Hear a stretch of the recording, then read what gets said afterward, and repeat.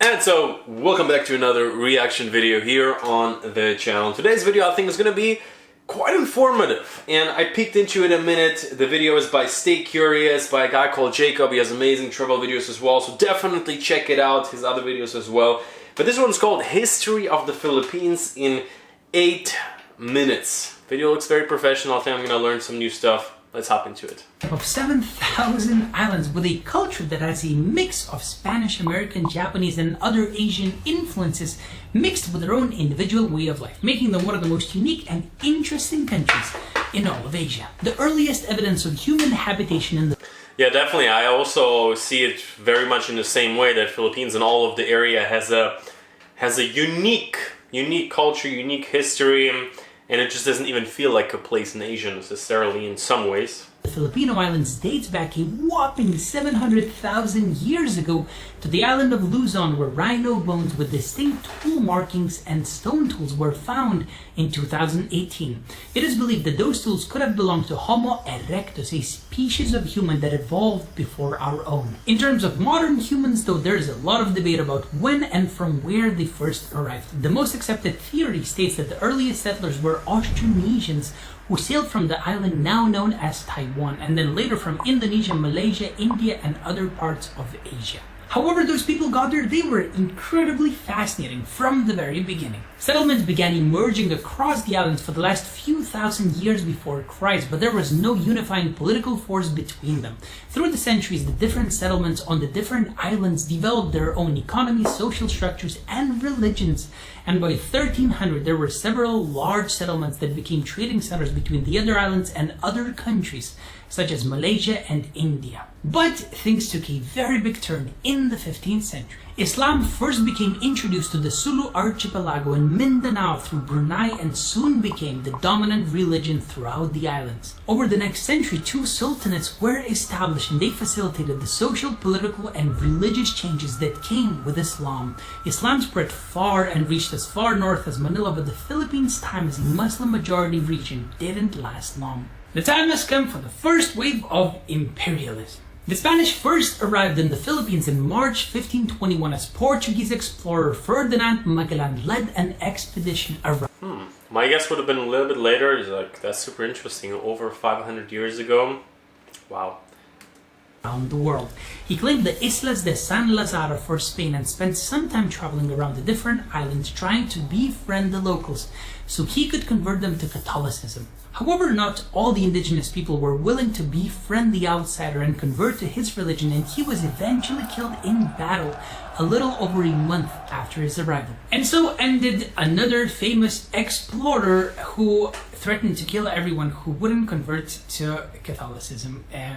No wonder he had quite a few enemies. A short time later, King Philip of Spain sent 3 more expeditions to the Philippines in order to conquer the islands for Spain. In 1565, the first permanent Spanish settlement was established in Cebu by Miguel Lopez de Legazpi. Over the next 3 centuries, the Spanish... That makes sense. Heard of the Legazpi Castle? Ruled over the islands, converting the locals to Catholicism, teaching them their language, introducing new crops like cacao and corn, building schools for the rich, and uniting the thousands of Filipino islands. And you know what? The unification part wasn't really that hard because most of the local people hated the Spanish invaders, and so, they had a common enemy to unite against. Despite several attempted revolts led by Filipinos, the Spanish rule over the Philippines was mostly uncontested by other powers except for a brief time in the 18th century when the British took over. But tensions still grew between the Filipinos and their oppressors as they were tired of the Spanish taking their wealth for their own benefit and refusing to give people public education until 1863, among many other things. In fact, the lack of public education meant that only about 1/5 of the population could speak Spanish fluently. As a result of their frustrations, an activist group called Katipunan was formed to plan a revolt, and after some Catholic friars uncovered evidence of their plans to overthrow the Spanish, fighting broke out in 1896. To me personally, revolutions is one of the most interesting parts to talk about when it comes to any country's history. I hate war and I think it's incredibly bad, but at the same time, it's very important for people to have their freedom. The revolution went on, and about 2 years into the conflict, Spain also found themselves fighting in the Spanish-American War. The United States fought some battles in the Philippines and decided to use the Philippine Revolution to their advantage. Admiral George Dewey invited the exiled Filipino revolutionary leader Emilio Aguinaldo back to the Philippines with a U.S. escort in order to declare independence from Spain. Aguinaldo accepted and arrived back in the Philippines in May 1898, and less than a month later, he declared the Philippines independence. However, later it turned out that the Americans wanted the Philippines for themselves, and just 2 months later they captured Manila, which was still held by the Spanish and wouldn't allow Filipino forces to enter the city. So even though the Philippines had just declared their independence with the help of the United States, the US didn't actually recognize their sovereignty, and the fighting in the Philippines continued for another 2 years while the United States slowly gained control. And unfortunately, they were successful. As a US territory, the Philippines was granted representation in the House of Representatives and the Senate. And wow, that's very interesting. So, Philippines was represented as a part of the American, let's say, legislative system. Interesting. Promised independence by 1946, but that promise was broken on December 8, 1941, when just hours after they bombed Pearl Harbor, the Japanese invaded the Philippines. Many US troops left, and the Philippines was surrendered to the Japanese in April 1942. The Philippine and American army spent the next 2 years fighting guerrilla warfare against the Japanese until October 1944, when General Douglas MacArthur and President Sergio Osmeña returned to the Philippines and liberated it from the Japanese. Finally, independence for the Philippines. Yes! Less than 2 years after finally gaining their true independence, they held their first elections, and Manuel Rojas was elected as the first president of the Republic of the Philippines.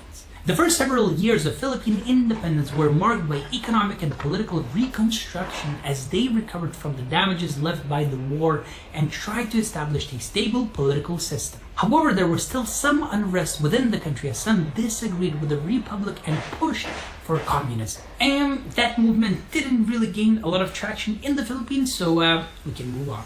In 1965, Ferdinand M. Marcos was elected to the presidency and faced Yeah, I'm really amazed by how many details there's in this 8 minutes. Major economic problems, which were made worse by things like corruption, smuggling, and tax evading.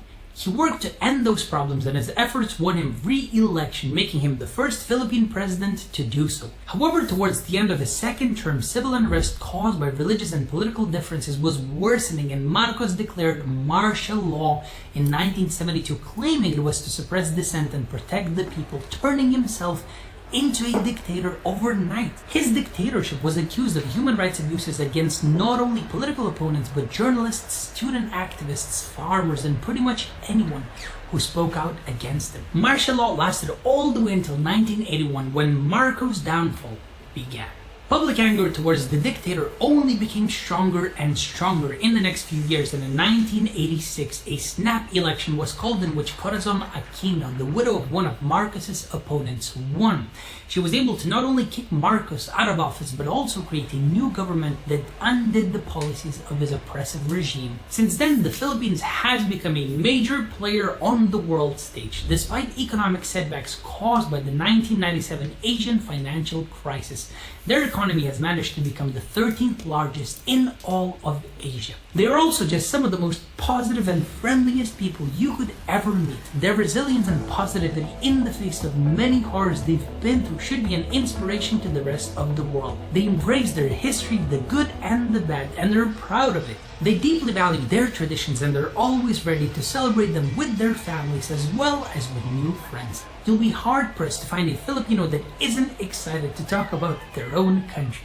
So, if you ever get the chance to go to the Philippines yourself, definitely go for it. Do not hesitate to explore as much as you can, because they have 7,000 islands. What? I'm sure you're gonna have loads of fun. Cool.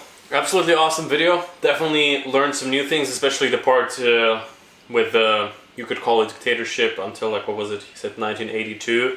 That was definitely a new fact for me. But other than that, definitely check out the Stay Curious channel. I hope you learned something new with me today as well, and we're gonna see each other in the next one.